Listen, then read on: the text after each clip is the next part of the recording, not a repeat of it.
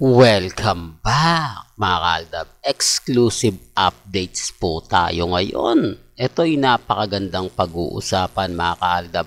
Umaayon nga po ito at ngayon pa po natin dapat talagang pag-usapan kung kailan Friday the 13th mga kaaldab.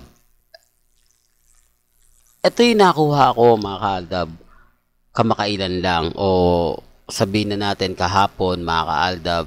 May mga nakuha tayong impormasyon. Base po ito mismo sa loob ng EAT. Yung mga sobrang tahimik, ngayon nagmistulang na paamin natin mga kaaldab. Pero hindi pa ito kumpirmado. Kasi marami pa pong kwento, marami pa pong sinasabi na mapapaisip po kayo mga kaaldab.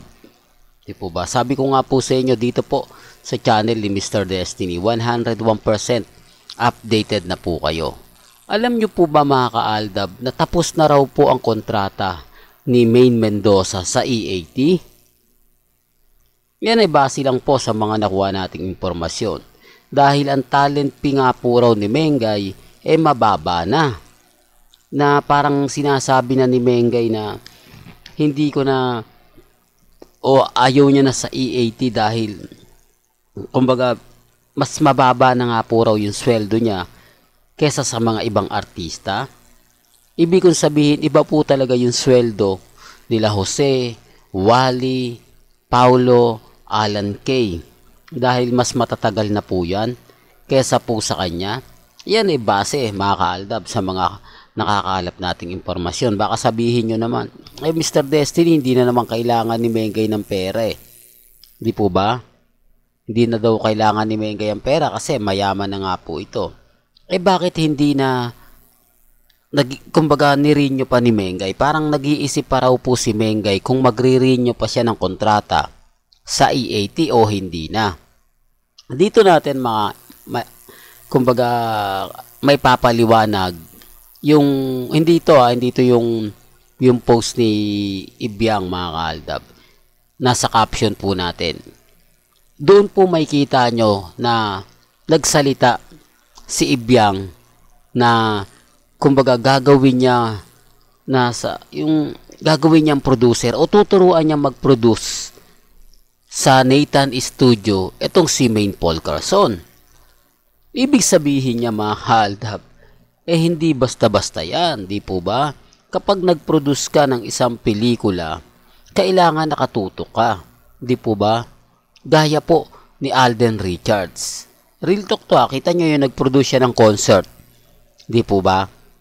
Sa Eraserheads. O sabihin na natin, saglit lang yan. Pero ang tagal niyang nawala sa showbiz. Wala siyang, kumbaga, update noon. Kumbaga, sobrang busy siya. May kita nyo lang siya nag-gym. Wala siyang show sa GMA Kapuso ng mga panahon na yon. Di po ba? Yung Battle of the Judge, kailan lang naman yan. Ang tagal bago bumalik si Alden. Kaya nga po nung bumalik siya sa GMA, isang damakmak na yung trabaho niya. Ilang buwan din yon nag-prepare. Di po ba? Lalo na po itong magpuproduce ka ng pelikula. Di po ba? Mas malaking budget to. Kasi pag hindi to kumita, sabihin na natin na bumagsak, malaking sampal to para kay Maine Paul Carson. Di po ba? Kung pagbibigyan niya kasi si Alden Richards may sarili na rin, di po ba? Kung magkakaroon ng kasosyo si Mengay at si Ibiang, yan base lang naman po sa mga sinasabi natin at binabalita natin. Ako na po nagsasabi base sa akin. Kasi ito po yung nakakalap kong impormasyon. Di po ba? Kaya nga po daw sinabi yun ni Ibiang dahil wala na nga po siyang kumbaga kontrata sa EAT. Kaya po yung ginagawa niya para kumbaga kumbinsihin na lang daw po si Mengay na mag-manage ng Nathan Studio. Nathan Studio. Correct me na lang if I'm wrong. Yan po ay base po sa EAT sa mga taong naandong kasi talagang magsasalita po sila dahil sandamakmak Real talk to mga kaldab, sandamakmak na mga katanungang nasaan na si Maine Paul Carson. Bakit nga po ba hindi na nagpapakita pa? Di po ba? Kaya nga po dito kumakalat na bagsak na nga po raw si Mengay, kumbaga ganito ganyan, muling aangat si Mengay kapag nabigyan ng magandang break. Paanong mabibigyan? Wala na po raw kontrata. Tapos na raw po ang kontrata ni Maine Mendoza. Kaya kinukuha siya ni Ibiang para mag-manage ng Nathan Studio. Kung pagbabasihan nyo, kung titignan nyo po yung mga bali-balita, sa pool di po ba?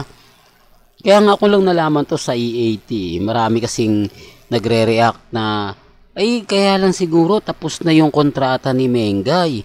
Kaya po siguro hindi na siya kinuha. Kaya kukuha po talaga sila ng bagong talent sa mga show para mapalitan na rin. Di po ba? Tapos pumapasok pa si Lola Belen.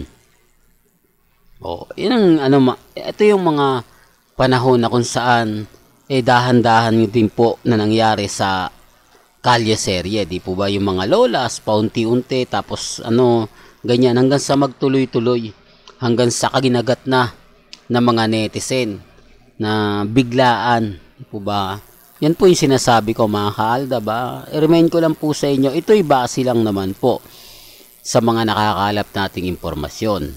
Base lang po ito sa mga nakikita po natin. At syempre sa mga komento na rin po ng mga netizen. Hindi po ba? Kaya nga po, kung titignan nyo, pagbabasihan nyo yung mga ina-update natin, sa pool talaga Pero syempre maraming bitter, maraming magre-react. Nako, sino nagbabalita? Si Mr. Destiny. Fake news yan Lahat ng balita niyan hindi totoo. Po ba? Yun naman po yung pambasag nila. Pero kung updated po kayo sa Instagram, sa Twitter, sa Facebook, alam nyo agad yung sinasabi ko. Alam nyo agad yung pinupunto ko. Well, hanggang dito na lang po yung updates natin Kaya kung gusto nyo pa po ng pinaka-latest at sariwang update, abay tutok lang po kayo sa channel ni Mr. Destiny para updated po kayo sa mga latest at sa mga bagong video po na ilalabas po natin.